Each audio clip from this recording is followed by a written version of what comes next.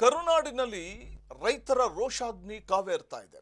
CWMA ಆದೇಶಕ್ಕೆ ಕೆರಳಿ ಕೆಂಡವಾಗಿದ್ದಾರೆ ಕನ್ನಡಿಗರು. ಕೆಆರ್ಎಸ್ಗೆ ಮುತ್ತಿಗೆ ಹಾಕಲು ಸಂಘಟನೆಗಳು ಯತ್ನವನ್ನು ನಡೆಸಿದ ಪ್ರಸಂಗ ನಡೆಯಿತು. ಮಂಡ್ಯದಲ್ಲಿ ಕೆಆರ್ಎಸ್ ಮುತ್ತಿಗೆ ಯತ್ನ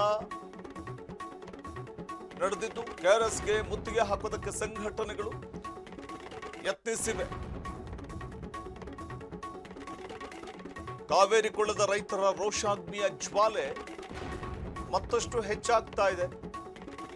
ಸಿಡಬ್ಲ್ಯೂಆರ್ಸಿ ಆದೇಶವನ್ನು ಪಾಲನೆ ಮಾಡಿ ಅಂತ ಸಿಡಬ್ಲ್ಯೂಎಂಎ ಹೇಳ್ತಾ ಇರೋದ್ರಿಂದಾಗಿ ತಮಿಳುನಾಡಿಗೆ 9,000 ಕ್ಯೂಸೆಕ್ ನೀರನ್ನ ನಿತ್ಯ ಹರಿಬಿಡಿ ಅಂತ ಹೇಳಿರೋದು, ಇದು ಕಾವೇರಿ ಕೊಳ್ಳದ ರೈತರ ಆಕ್ರೋಶ ಕಾರಣ ಆಗಿದ್ದು, ಮಹಿಳಾ ಸಂಘಟನೆಗಳು ಮತ್ತು ರೈತ ಮಹಿಳೆಯರು ಕೂಡ ಈ ವೇಳೆ ಪ್ರತಿಭಟನೆಯ ಹಾದಿ ತುಳಿದಿರುವಂಥದ್ದನ್ನ ಕಾಣಬಹುದಾಗಿದೆ.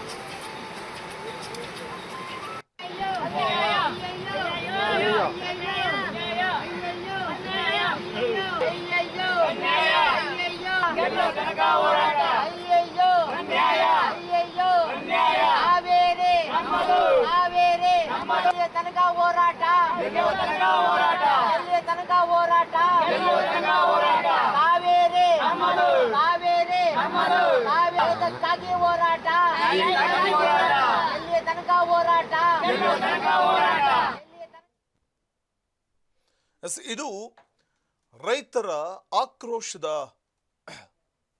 ಮಾತುಗಳು. ಸಿಡಬ್ಲ್ಯೂಎಂಎ ಮತ್ತು ಸಿಡಬ್ಲ್ಯೂಆರ್ಸಿಗೆ ಧಿಕ್ಕಾರವನ್ನು ಕೂಗ್ತಾ ತಮ್ಮ ಆಕ್ರೋಶವನ್ನು ಹೊರಹಾಕ್ತಾ ಇದ್ದಾರೆ.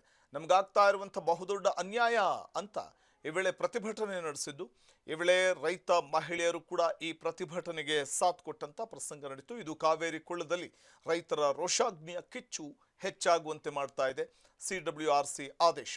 ಅದರ ಜೊತೆಗೆ ಉರಿಯೋ ಬೆಂಕಿಗೆ ತುಪ್ಪ ಸುರಿದಂತೆ ಸಿಡಬ್ಲ್ಯೂಎಂಎ ಕೂಡ ಅದನ್ನು ಹೇಳ್ತಾ ಇದೆ, ಸಿಡಬ್ಲ್ಯೂಆರ್ಸಿ ಆದೇಶವನ್ನು ಪಾಲನೆ ಮಾಡಿ ಅಂತ. ನಮ್ಮಲ್ಲಿ ನೀರಿದೆಯೋ ಇಲ್ವಾ ಅನ್ನುವಂಥ ವಾಸ್ತವ ಚಿತ್ರಣವನ್ನು ಕೂಡ ಅರಿಯುವಂಥ ಪ್ರಯತ್ನವನ್ನು ಸಿಡಬ್ಲ್ಯೂಎಂಎ ಅಥವಾ ಸಿಡಬ್ಲ್ಯೂಆರ್ಸಿ ಮಾಡ್ತಿಲ್ಲ ಅನ್ನುವಂಥ ಆಕ್ರೋಶ ವ್ಯಕ್ತವಾಗ್ತಾ ಇದೆ ರೈತರಿಂದ.